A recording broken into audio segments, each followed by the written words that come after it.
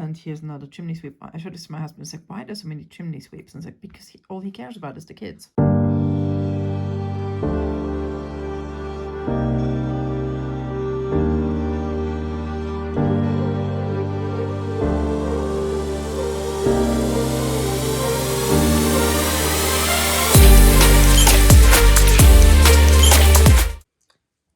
Hi, it's Ricarda, aka the 0.33 Bookworm. Today I've got something a little bit different for you, which is how my family and I consume and contextualize Charles Dickens' Christmas Carol during the holiday season. We're now a little more than a week from Christmas, so I thought this might be relevant to some of you. Now, we are at the moment with my kids, we're listening to audiobooks more than we are reading actual chapter books, for a very simple reason, which is that we're busy. We've made many snowflake ornaments. We just yesterday made 3 different kinds of biscuits.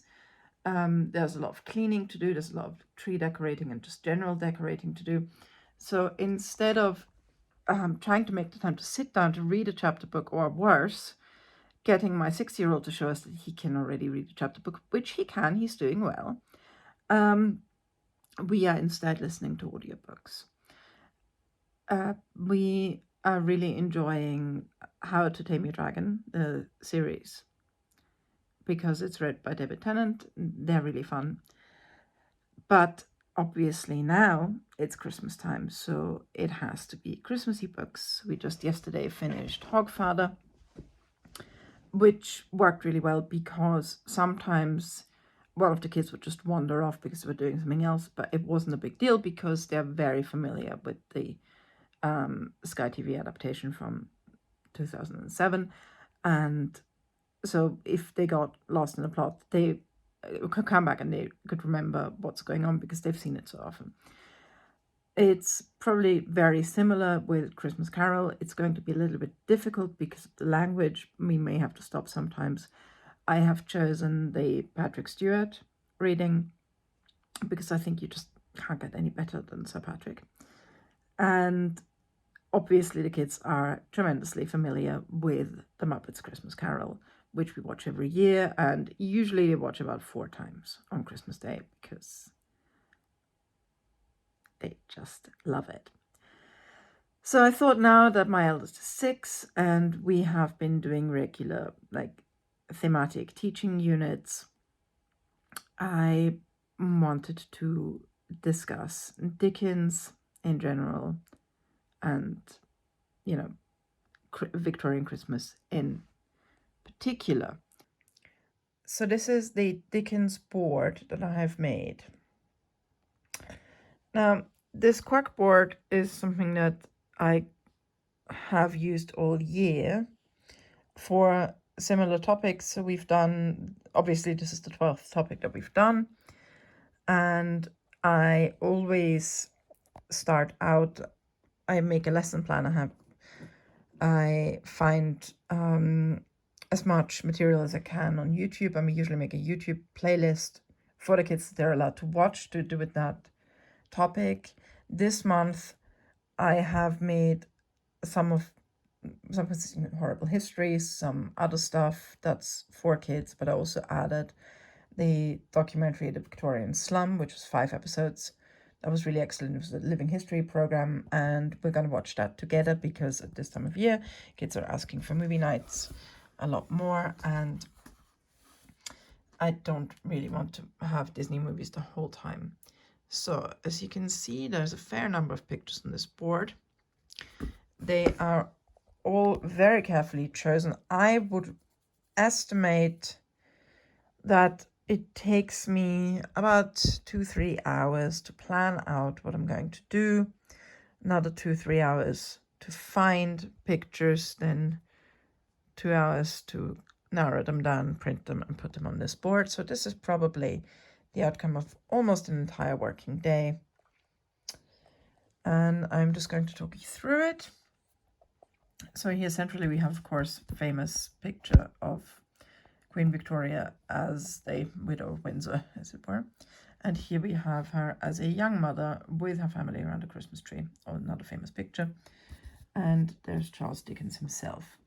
Now, I'm going to explain to the kids about industrialization. Here's a spinning jenny, there's a factory. These are children in a factory. Fun fact, this is actually an American picture, not a British one, but it's the best I could find. And there's the Manchester Central Railway Station, which is no longer in use. So the children are going to have to learn or be told, and we have already had this conversation about industrialization, how it means people move away from their communities, they move away from the country, they move into towns. So then we get to the classic English terrace and the bobby as a phenomenon of that time. We then also add here the element of the British Army and colonialism, particularly, of course, in India. Then we get on to this idea of middle-class family life. And here you have this wonderful painting of the British royal family. And I will explain to the kids that while there's always been this idea of you have a king in the palace and everyone else in their normal houses, you here have a family, and probably thanks to German sensibilities of Prince Albert, who is very much just a middle-class family who happens to live in a really big house. And there you have the middle-class family, the nursery, the children who really live in this almost different world from the parents. But you have childhood as something that exists as a time in life. And here you have a chimney sweep, just for difference. Here are some workhouse boys. This is such a marvelous picture. Just these little boys, some of them not being able to hold still. Here, the little kid with the crutches, presumably has rickets. This is an Irish workhouse. And here is classic Victorian slum picture, another one of those. And here's another chimney sweep. I showed this to my husband. It's like, why are there so many chimney sweeps? And it's like, because all he cares about is the kids. So we're briefly going to discuss Dickens as somebody in terms of his own biography, and then obviously as a writer. I will also bring up other writers that I personally prefer, because I'll be perfectly honest, I'm not a Dickens fan in any way, shape or form. For instance, with Oliver Twist, which is why this picture of Fagin is here, I was prepared for a little mild anti-Semitism. I was not prepared for, wow, that's a lot of anti-Semitism. And Hard Times is probably the one I so far hated the most, because it's just so bad. It's like, sir, have you ever visited the north of England? And I think that Dickens is a very, very important person. Obviously, I know that he's many people's favorite writer.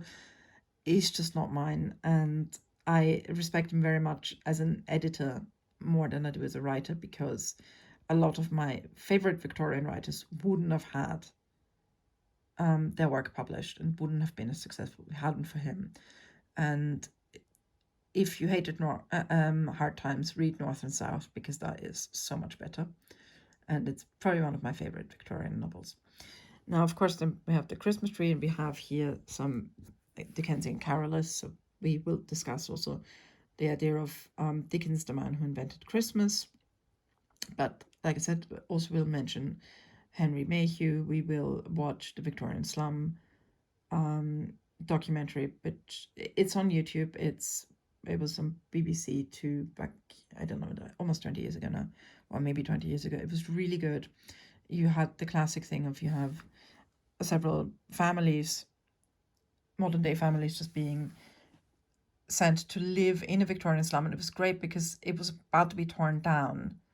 So they didn't have to worry about anything. They just put in how this would have been, and it was really good because they had an older man who had back troubles. They had a man who was missing a lower leg, and he had to wear 19th century prosthetics, and that was really hard for him. You had a single mother. You had a family of tailors, and everybody essentially just could keep being themselves, but in the 19th century. And they did it for 5 weeks. So there were a week per decade, and it was marvelous. And really the most interesting thing about it was the kids. So if you have a spare 5 hours, do watch that. It's marvelous. I'm going to watch it with my kids, and I hope they're really going to learn a lot from it. So because I had this, I deliberately put these middle class children here right next to the chimney sweeps. I put the workhouse boys up there because I need to explain the workhouse to my son as a concept. He needs to understand what that would be about. But I also needed him to know that the idea of this very comfortable middle class existence next to extreme poverty is not a thing of the past. So there we have children in a sweatshop in Bangladesh. Here we have people having a lot of fun in presumably Dubai based on the flag. And these are workers in Dubai sleeping in their quarters. I need my children to understand that when we look at history, we're not just looking at history, we're looking at some people's lived reality.